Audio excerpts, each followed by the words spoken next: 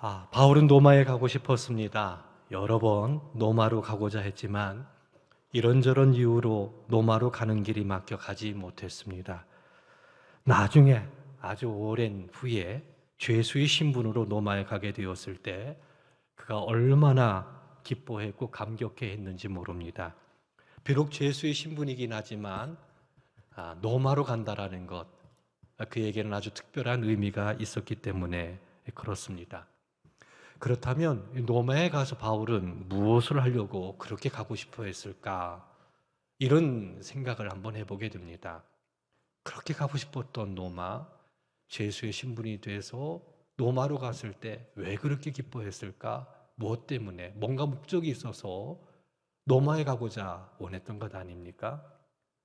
아름다운 믿음의 성장을 이루고 있는 로마 교회에 믿음의 열매가 맺혀지는 것을 소망했을 겁니다. 또 한 가지는 복음 전하는 핵심이지요.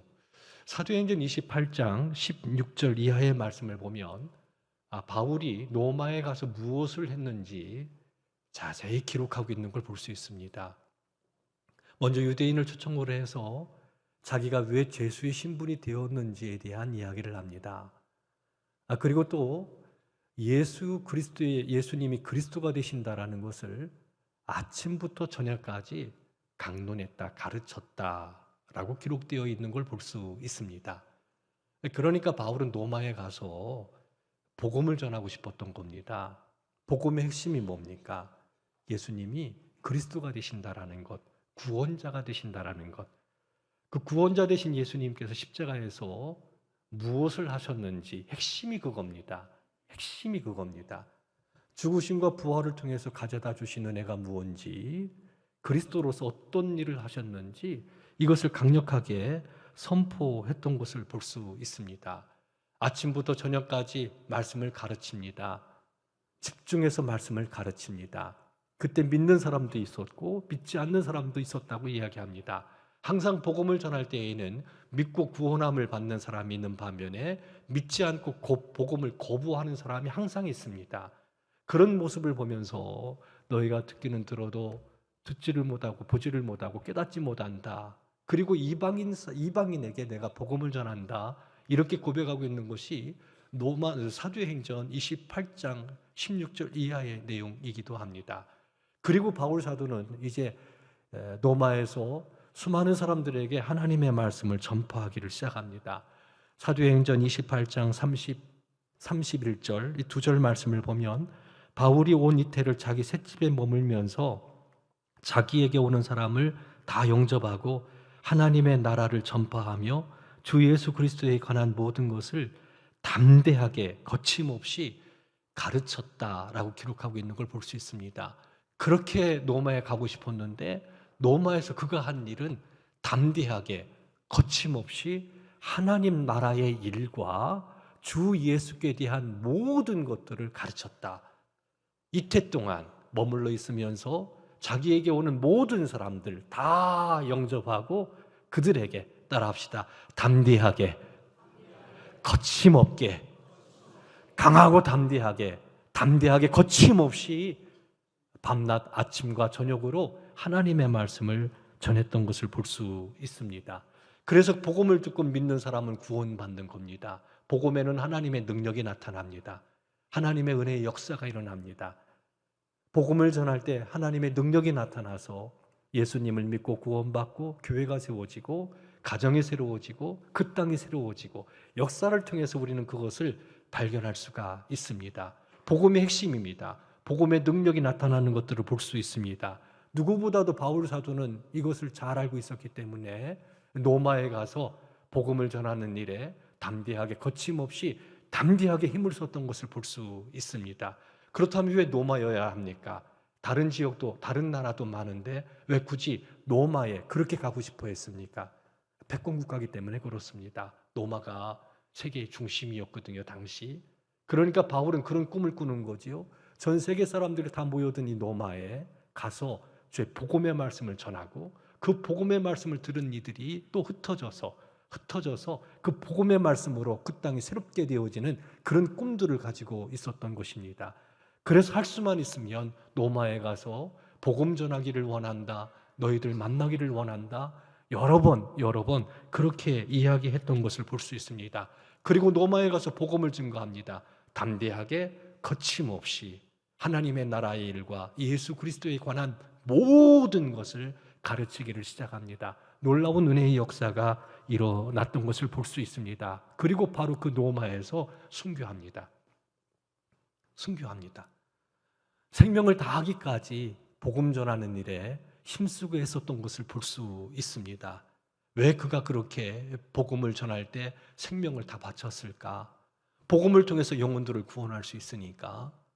영혼을 구원하는 길은 복음 전하는 것을 통해서만 가능하니까. 그것이 그에게 주어진 사명이니까.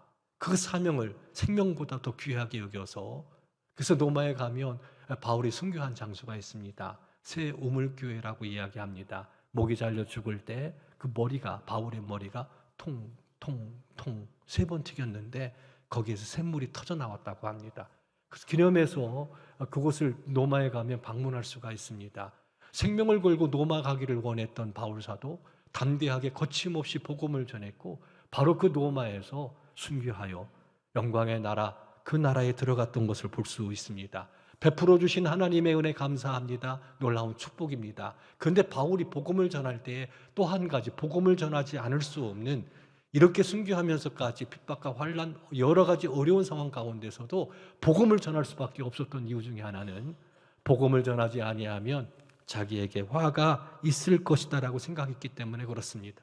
이것을 우리는 숙명이라는 말로 표현할 수 있을 겁니다. 숙명을 거스리면 화가 있을 것이다라고 생각을 했던 겁니다. 바울 사도의 숙명이 뭡니까? 복음 전하는 거예요. 복음 전하는 것을 통해서 예수님께 택함을 받은 겁니다. 택함을 받은 겁니다. 바울이 어떤 사람입니까? 자격 없는 사람이었습니다. 교회를 핍박했던 사람이었습니다. 교회를 멸하는 것이 하나님의 뜻이라고 생각을 했습니다. 예수 믿는 사람들을 박해했습니다. 감옥에 가두기도 했습니다. 스데반 집사를 죽일 때 죽어 마땅하다고 생각했던 사람이 바울이었습니다. 그렇다면 영적인 관점에서 본다면 당시에도 그랬어요. 바울 사도 이름만 대도 사람들, 그리스도인들이 손사래를 쳤었겠지요. 왜? 악한 사람이니까, 교회를 멸하는 사람이니까, 그리스도인들을 박해하는 사람이니까. 그런데 예수님께서 그런 사람에게 찾아오셨어요. 자격이 없는데, 그럴 만한 자격이 없는데, 심판받아 마땅한 존재인데, 그런데 예수님이 찾아오셔서 그의 죄를 사하셨고, 예수님이 찾아오셔서 그를 이방인의 사도로, 사도의 직분을 주셨습니다. 바울은 이 사도의 직분을 하나님의 은혜라고 표현합니다. 사도의 직분, 그 직분을 받아 사역을 감당한다라는 거, 목사, 장로, 권사, 집사님, 그리고 각 부서에서 일하는 모든 것들 어떻게 생각하십니까? 이 영적인 관점에서, 하나님의 관점에서 본다면 하나님의 은혜거든요. 바울은 그렇게 보았습니다. 그래서 그 은혜, 하나님이 주신 은혜를 소중하게 간직했고, 그 사명을 감당하는데 온 신의 힘을 다했던 걸 볼 수 있습니다. 자격 없는 사람에게 은혜 베풀어 주셔서 구원해 주시고, 하나님의 은혜로 사도의 직분을 주셨으니 이 사명 다해서 복음 전하는 것, 이것이 내 숙명이라고 받아들였고, 만에 하나 이 복음을 전하지 않는다면, 이 사명을 감당하지 않는다면 나에게 화가 있을 것이다라고 생각했던 겁니다. 그래서 고린도전서 9장 16절 말씀을 보면, 내가 복음을 전할지라도 자랑할 것이 없음은 내가 부득불할 일임이라. 만일 복음을 전하지 아니하면 내게 화가 있을 것이로다 라고 말하고 있는 걸 볼 수 있습니다. 해도 되고 안 해도 되는 것이 아니었습니다. 바울에게 있어서 복음을 전한다라는 것은 반드시 해야만 되는, 왜? 그렇지 않으면 화가 따르게 될 것이니까. 자격 없는 사람 구원해 주셨습니다. 그 은혜 감사합니다. 그래서 복음을 전합니다. 또 한면, 내가 이 복음 전하지 않으면, 이 복음 전하라고 나를 택해 주셨는데, 나를 불러주셨는데, 내 죄 용서해 주셨는데, 사도의 직분을 주셨는데, 이 놀라운 은혜 주셨는데, 그 사명 감당하지 아니한다면 화가 따르게 될 것이다. 화가 있을 것이다. 그러니 부득불 내가 복음을 전하지 않을 수 없다라고 이야기합니다. 그리고 나는 빚진 자다라고 말하고 있어요. 빚진 자. 그런 마음 가지고 복음을 전했어요. 왜? 자격 없는 사람에게 은혜를 베풀어 주신 거예요. 그러니 빚진 자라는 마음이죠. 빚진 자 의식을 가지고 있었지요. 로마서 1장 14절 말씀을 보면 헬라인이나 야만인이나 지혜 있는 자나 어리석은 자에게 다 내가 빚진 자라라고 이야기합니다. 빚진 자. 빚을 졌다라는 것은 무슨 얘기입니까? 돈이든지 물건이든지 빚을 졌다면 갚아야 합니다. 갚아야 합니다. 율법에는 빚을 갚지 않으면 형벌이 따르게 되어 있습니다.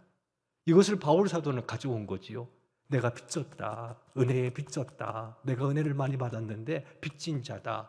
이 빚을 갚지 않으면 나에게 화가 있을 것이다. 그래서 고린도후서 9장 16절에서 부득불 복음을 전하지 않을 수 없다라고 말씀하고 있는 것을 볼 수 있습니다. 하나님의 은혜의 빛을 받은 겁니다. 사랑의 빛을 받은 겁니다. 그렇다면 갚아야 된다라는 거지요. 갚지 않는다면 화가 따르게 될 것이니까 그래서 복음을 증거하는 겁니다. 우리는 허물과 죄로 죽었던 사람입니다. 아무 공로도 없었던 사람입니다. 하나님 앞에 설 수 있는 자격이 없는 사람들입니다. 우리가 그렇습니다. 우리 양심이 그것을 증거합니다. 근데 하나님의 자녀가 됐습니다. 모든 죄 용서받습니다. 예수님께서 하신 일을 통해서 그 은혜를 받았습니다. 그래서 구원받았습니다. 빚진 자입니다. 빚진 자입니다. 예수님은 사도 바울을 찾아오셨습니다. 자격 없는 사람에게 찾아오셔서 그에게 사도의 직분을 맡기십니다. 큰 은혜입니다. 우리가 예수님을 믿고 구원받는데 누군가가 복음을 전해 주었기 때문에 구원을 받게 되는 겁니다. 복음을 듣게 된 겁니다. 전하는 사람이 없다면 복음을 들을 수가 없잖아요. 복음을 듣지 못하면 믿지 못하잖아요. 믿지 못하면 구원받지 못하잖아요. 내가 구원함에 이를 때 누군가가 복음을 전해준 사람이 있습니다. 그래서 내가 복음을 받았습니다. 빚진 자입니다. 이 복음을 또 다른 사람에게 전해야 된다는 거죠.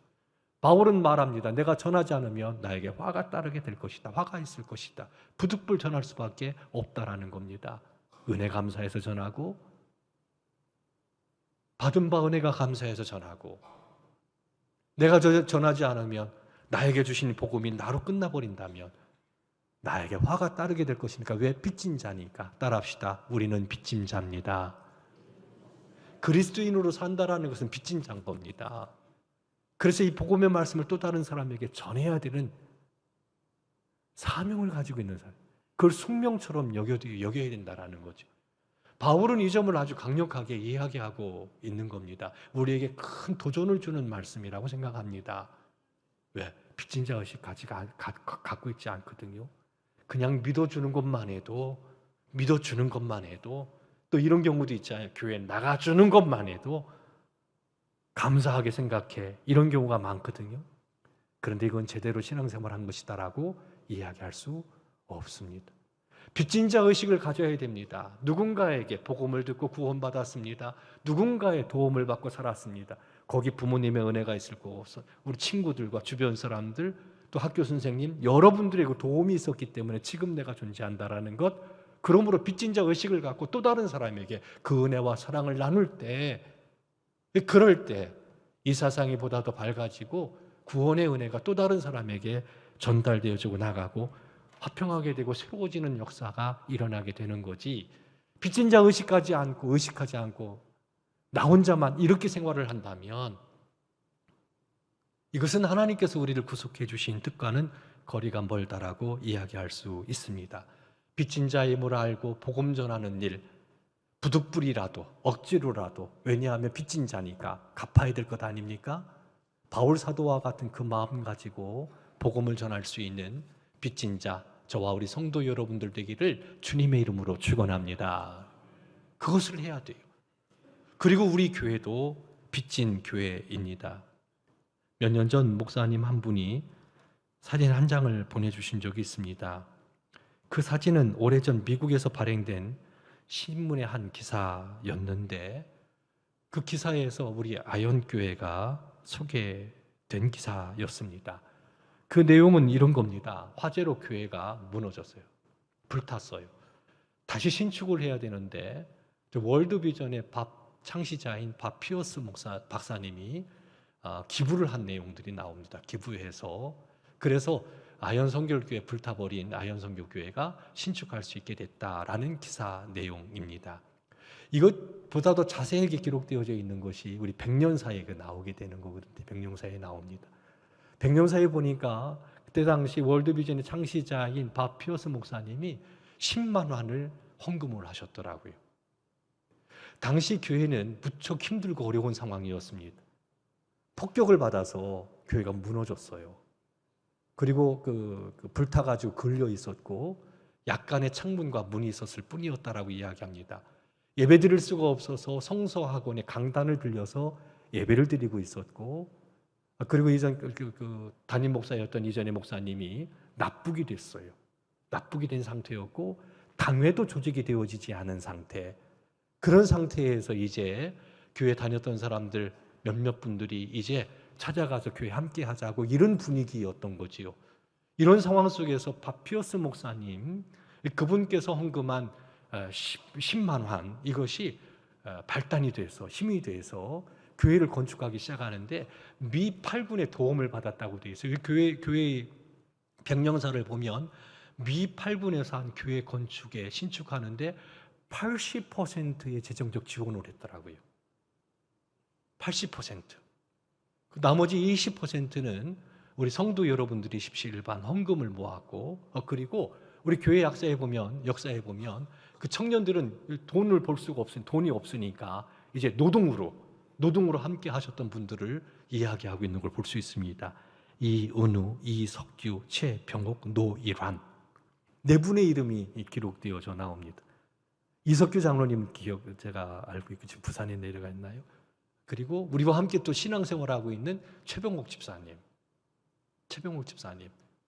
그때 돈이 없어 헌금은 못 하시고 벽돌을 나르는 잡일을 통해 가지고 우리가 지금 길보론 옛 예배당을 건축을 했는데 1955년 3월에 기공하고 그 동년에 9월 18일에 머릿돌을 세우는데 그 머릿돌을 올려놓으신 분이 누구냐면 월드비전의 바피어스 박사님이셨습니다. 그러니까 그분께서 교회를 신축하는데 얼마나 큰 영향을 끼쳤는지 아마 길보른 목사님하고 친분 관계가 있었던 것 같아요. 그리고 그 바피어스 목사님을 통해서 미8군 큰 영향력을 끼치고 있었기 까닭에 거기에 도움을 받는 통로가 되고, 그렇게 해서 옛 교회, 우리가 백년 선전을 지키기 전에 우리가 함께 기도하고 말씀 배우고 찬양하고 영광 돌렸던, 거기에서 눈물 뿌리면서 함께 했던 수많은 영혼들 구원받고 새 생명 얻고 전 세계로 퍼져나갔다, 이렇게 생각을 할 때 참 의미 있는 것이 아닌가 이 생각을 하게 됩니다. 월드비전 바피어스 박사님과 우리 교회가 그렇게 연결되어 있는 것을 볼 수 있습니다. 말씀을 읽고 설교 준비할 때 한 통의 전화를 받았습니다. 월드비전 황상민 실장님으로부터 전화를 받았어요. 케냐에 가자고 전화가 왔습니다. 근데 언뜻 제 머리에 월드비전이라는 얘기 딱 들었을 때 단어 하나가 싹 생겼어요. 빚진 자. 솔직하게 얘기해서요, 그 전화 받기 몇 달 전에 아내하고 이야기하면서 여행을 가도 아프리카는 가지 말자. 아프리카는 갈 때가 아니다. 그런 생각을 가지고 그렇게 대화를 나눈 적이 있어요. 그런데 빚진 자. 근데 아프리카에 가자는 거예요. 아프리카 가자는 거예요. 근데 거절할 수가 없었습니다. 왜 거절하지 못했을까요? 저만 빚진 자입니까? 담임 목사기 때문에 가고 싶지 않아도 담임 목사기 때문에 누구 이름으로? 아현교회 이름으로 갔어요. 왜? 아현교회가 누구에게 빚졌어요? 월드비전. 빚졌거든요. 거절할 수가 없었어요. 솔직한 마음입니다. 그리고 C채널과 월드비전과 C채널, 아현교회와 함께 케냐 몬바사 창가메 지역에 가게 됐습니다. 가게 된 동기가 그렇게 가게 된 겁니다. 따라합시다. 우리는 빚진 자입니다. 우리 교회는 빚진 자입니다. 지금의 교회가 있기까지 많은 사람들의 도움이 있었기 때문에 빚진 자입니다. 빚은 갚아야 됩니다. 빚은 갚아야 됩니다. 그 마음으로 아프리카 케냐에 갔습니다. 희망통치 프로그램을 진행하면서 스티브 가정을 만나게 됐습니다. 가난해도 그렇게 가난할 수가 없습니다.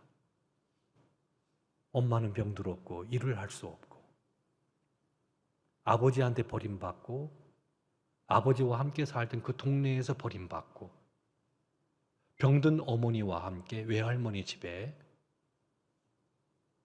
근데 영상에는 나오지 않지만 그 외할머니에게는 아들, 딸이 또 있었습니다. 아들 나이가 스티브하고 똑같아요. 11살. 네 가정이 그 어머니, 외할머니 집에 가게 된 겁니다. 먹고 살 수가 없습니다. 수업료가 없습니다. 공부는 잘합니다. 똑똑합니다. 꿈이 엔지니어입니다. 그 동생의 애슐리는 비행기 타는 것이 꿈입니다. 너무 가난해요. 똑똑한데 가난해. 학교를 못 가요. 학교를 못 가요. 할머니가 페트병을 주어서 생계를 유지합니다.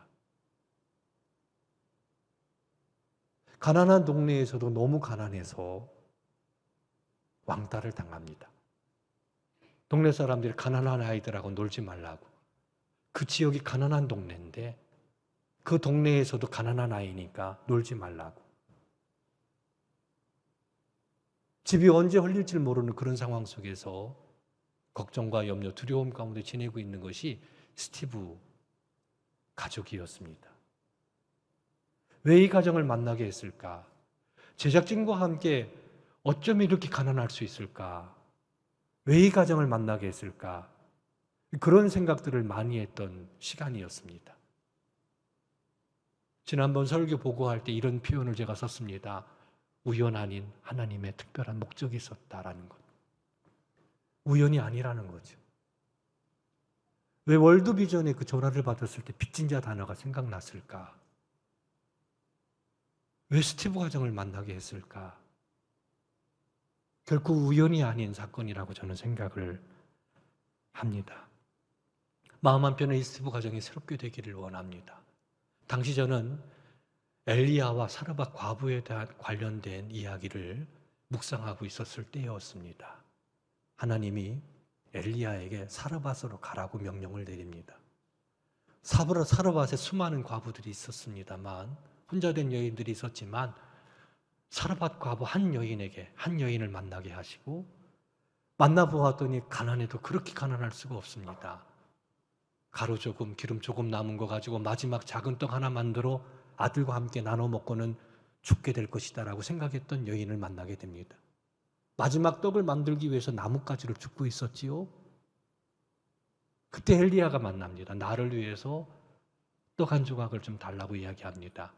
없습니다. 그런 와중 속에서도 믿음 갖고 한번 해보라고 엘리야의 권고대로 작은 떡 하나를 만들어서 엘리야에게 줍니다. 그때 기적이 일어났지요. 따라합시다. 통에 가루가 떨어지지 않고 병에 기름이 없어지지 않고. 그 말씀을 묵상할 때 스티브 가정을 만나게 된 겁니다. 그 말씀을 묵상할 때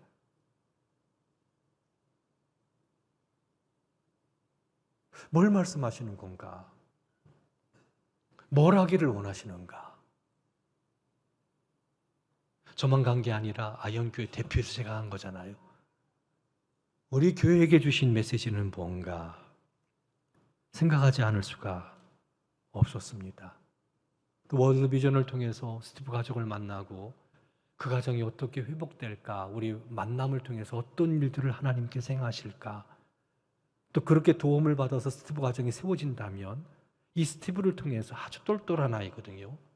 하나님께서 어떤 일을 행하실까, 그 가정과 케냐 땅에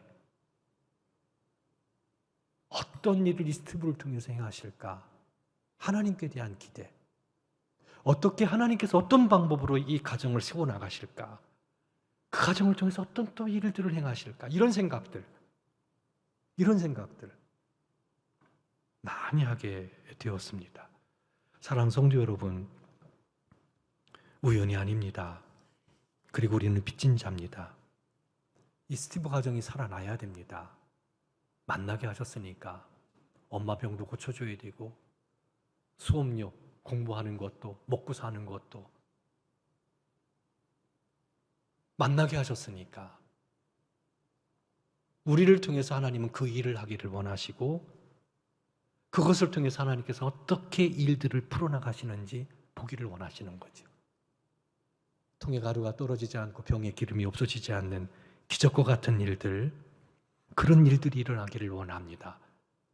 근데 더 충격적인 것은 그 제작진이, 그 프로그램을 운영했던 제작진이 학교에 가서 스티브와 같은 가정이 좀 학생들이 또 있습니까? 라고 물어보았대요.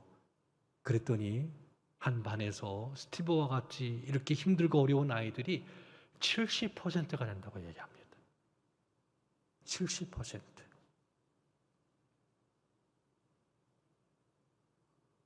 이 소식을 들은, 이 현실을 들은 우리들은 우리가 빚진 자인데 또 우리 교회도 빚진 교회인데 어떻게 해야 될까요? 그런 마음이 드는 거예요. 바울 사도는 분명히 말합니다. 내가 이 빚을 갚지 않으면 빚진 자인데 빚을 갚지 않으면 나에게 화가 따를 수도 있다라는 거. 이런 마음 가지고 바울 사도는 복음을 전했고 그 사역의 가운데 아름다운 역사가 일어났던 것을 볼 수 있습니다. 영혼이 구원되고 새로워지고 이 스티브 가정 예수님 믿는 가정이거든요. 놀라운 이야기를 합니다. 한번 이 시간 영상 C 채널하고 월드비전하고 함께 했던 이 영상이 사실 어제 10시에 C 채널을 통해서 방영이 됐습니다. 보신 분도 계시지만 안 보신 분들을 위해서 5분으로 그것을 좀 50분 정도, 50분 정도 방영이 됐는데 5분으로 줄여서 이 시간 잠시 시청하는 시간 갖도록 하겠습니다. 동아프리카에 위치한 케냐의 몬바사 공항. 이곳에서 차로 30분 거리에 있는 찬가메 지역은 활발한 경제 성장만큼이나 빈부의 격차도 심한 곳입니다. 희망터치가 찾아간 곳은 도심 외곽에 있는 한 마을인데요. 이곳에 오늘의 주인공 스티브의 집이 있습니다. 올해 11살의 스티브와 8살 난 애슐린, 그리고 5살 막내 미셸, 마을에서 가장 가난하다는 이유로 함께 놀 친구도 없는 3남매에겐 흙이 유일한 장난감입니다. 그나마 아이들을 돌봐야 하는 엄마는 목을 수술한 후 회복을 하지 못하고 있습니다. 아픈 딸을 대신해 5가족의 생계를 책임지고 있는 카조 할머니. 할머니는 매일같이 이곳에서 쓰레기를 뒤져 폐 페트병을 줍습니다. 어릴 적 집을 나간 후 생사조차 알 수 없는 3남매의 아버지. 스티브는 그때부터 집안의 유일한 남자로 아버지의 몫까지 살아내고 있습니다. 집에 도착하자마자 급히 불을 피는 할머니. 할머니와 가족들은 그나마 우갈리로 한 끼를 먹을 수 있음에 감사의 기도를 드립니다. 이것마저도 먹지 못하는 날에는 가족 모두가 굶어야 합니다. Hatuna unga, hatuna chakula. Tukikosa mimi huwa nasikia vibaya kwa sababu hata mara nyingine sina nguvu, hata ndio maana sina nguvu kwa sababu pamtegemea nyama kwa sababu ni mgonjwa. Ndio maana mara nyingine hata sina nguvu za kwenda shuleni. 한국을 떠나온 지 꼬박 23시간. 손재웅 목사님이 아이들을 만나기 위해 험한 여정을 한 걸음에 달려왔습니다. 물을 깃고 있는 스티브를 발견하곤 손 목사님이 반갑게 인사를 건네봅니다. 안녕. 네가 스티브니? 예슬리? 지금 뭐 하고 있어? 물 기르고 있는 거야? 반가움도 잠시, 심하게 오염된 물에 목사님이 적잖이 놀랍니다. 도저히 이거 가지고 씻기도 어려울 정도로 오염돼 있고, 야, 이거 가지고 사용한다라는 것이 마음이 아프네요. 스티브의 집은 목사님의 생각보다 더 열악했습니다. 천조각 몇 개로 가려놓은 이곳이 목욕탕이고 집안의 가재 도구들은 위생 상태가 그야말로 최악입니다. 목이 아파 말하기도 힘든 어머니. 작은 위로에 애써 참았던 어머니의 눈물이 터져버립니다. 목사님이 삼남매를 데리고 시장 나들이에 나섰습니다. 오늘이 마침 막내 미셸 생일이에요. 한 번도 생일을 안 해줘가지고 그 얘기를 듣고 마음이 좀 그래서 막내 옷 좀 사주려고 했는데 아이들이 너무 좋아하네요. 생일을 한 번도 기념하지 못한 건 스티브와 애슐리도 마찬가지입니다. 생전 처음 가져보는 새 옷에 얼굴 한가득 웃음꽃이 폈네요.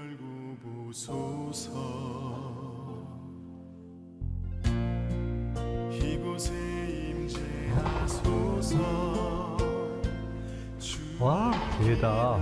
집에 다니는 교회야? 스티브의 가족은 모두가 크리스천입니다. 어려서부터 홀로 교회에 와서 기도하기를 좋아했다는 스티브. 목사님은 그런 그의 기도가 궁금합니다. 스티브는 교회 오면은 무슨 기도 드려? Mimi huwa nakuja hapa kanisani naombea familia yangu na masomo pia najiombea, hata mwenyewe pia naombea familia yangu yote. Ndio maana napenda sana kuja shuleni kwa sababu kanisani. 스티브는 똑똑하고 지혜로운 아이입니다. 이 아이가 한 끼를 굶지 않도록 지원해 주시기 바랍니다.